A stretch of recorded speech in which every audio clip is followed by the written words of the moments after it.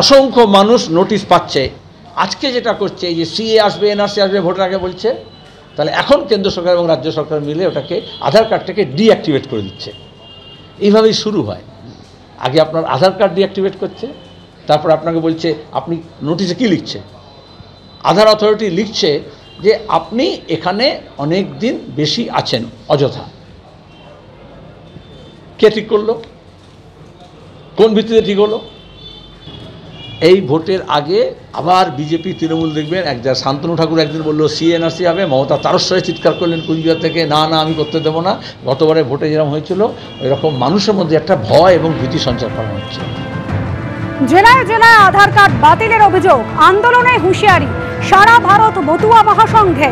ব্লকে ব্লকে আন্দোলনে হুঁশিয়ারি মতুয়া মহাসংঘের সংঘাধিপতি মমতা বালা ঠাকুরের। অবিলম্বে সমস্যার সমাধান না হলে আমরণ অনশনে হুঁশিয়ারি দিয়েছেন মমতা বালা ঠাকুর।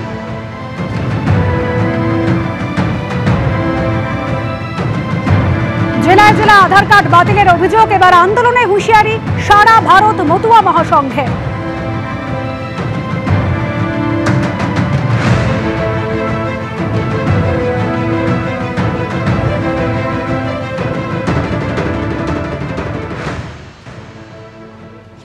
জেলায় জেলায় আধার কার্ড বাতিলের অভিযোগ। এদিকে আধার কর্তৃপক্ষের তরফ থেকে দাবি করা হচ্ছে যে কোনো আধার নম্বর বাতিল করা হয়নি। আধার তথ্য যাচাইয়ের একটি প্রক্রিয়াকরণ চলছে, অর্থাৎ আপডেট করার প্রক্রিয়া শুরু করেছিল ইউআইডিএআই। কোনো অভিযোগ থাকলে ইউআইডিএআই এর পোর্টালে জানান। হঠাৎ আধার কার্ড বাতিলের অভিযোগ নিয়ে দাবি আধার কর্তৃপক্ষের।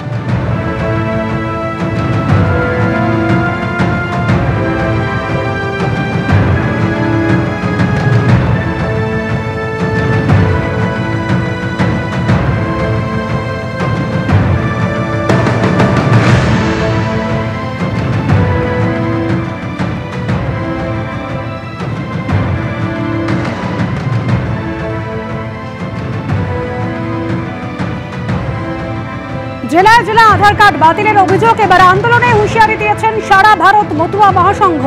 ব্লকে ব্লকে আন্দোলনে হুঁশিয়ারি দিয়েছেন মতুয়া মহাসংঘের সংঘাধিপতি মমতা বালা ঠাকুর। অবিলম্বে সমস্যার সমাধান না হলে আমরণ অনশনে হুঁশিয়ারি দিয়েছেন তিনি। মহাসংঘ থেকে, অল ইন্ডিয়া মতো মহাসংঘের থেকে আমরা এই আন্দোলনগুলো করবো 100% মতো আমরা করব। এবং যে লোকগুলোর আজকে আধার কার্ড কেটে গেল তাদের পাশে দাঁড়ানো অল ইন্ডিয়া মতো মহাসংঘের কর্তব্য। এবং হরি গুরুচাঁদের যে চিন্তাভাবনা, আমরা বারবার করে বলেছি মতো ধর্ম হচ্ছে শুধু গান বাজনা কীর্তন ধর্মীয় নয়, অন্যায়ের বিরুদ্ধে লড়াই করার ধর্ম হচ্ছে মতো ধর্ম। আমরা যেটাকে মনে করি যে হরি গুরুচাঁদের যে সেই চিন্তাভাবনা, তার দর্শন, আমরা এই সাধারণ মানুষের পাশে, সে আমার মতো হলেও তাদের পাশে আসি, যে আমার মতো ধর্মের নয় তার পাশেও আমরা আছি। সকলকে নিয়েই আমরা এটাকে নিয়ে আজকে মিটিং করলাম। আমরা 3 থেকে 4 দিনের ভিতরে আন্দোলনটা